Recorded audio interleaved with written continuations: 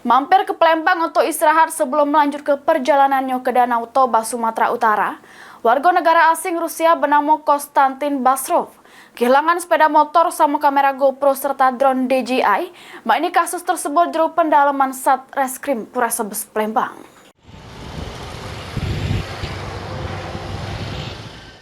Apes yang dialami si warga negara asing Rusia bernama Konstantin Basrov cuma istirahat dengan di Palembang, sepeda motor Honda Beat Nopol DK 5745 FDQ sama sejumlah barang berharga pecah kamera GoPro 13 Plus sama drone DJI Mini 4 Pro punya dirinya raib di gondol maling. Peristiwa tersebut terjadi di salah satu warung makan di Jalan DI Panjaitan, Kelurahan Tanggo Takat, Kecamatan Seberang Ulu 2 Palembang pada Kamis 3 April 2025. Akibat peristiwa tersebut, korban bikin laporan polisi di Sentra Pelayanan Kepolisian Terpadu Polrestabes Palembang. Kasat Reskrim Polrestabes Palembang AKBP Andri Setiawan membenarkan sudah menerima laporan dari warga negara asing tersebut, sehingga langsung melakukan olah tempat kejadian perkara.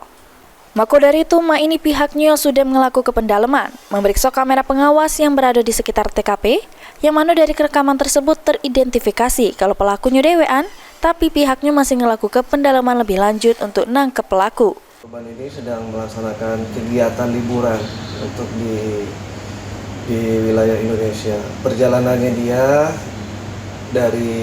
traveling dari Bali dengan tujuan nanti akan ke Danau Toba.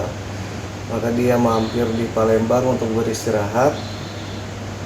Kemudian terjadi peristiwa untuk pencurian terhadap barang milik korban tersebut. Untuk identitas pelaku saat ini kita masih melakukan pendalaman, menyisir CCTV di TKP. Tentunya ada CCTV yang sedang saat ini kita untuk mengidentifikasi ciri-ciri pelaku. Berapa orang diduga Pak pelaku?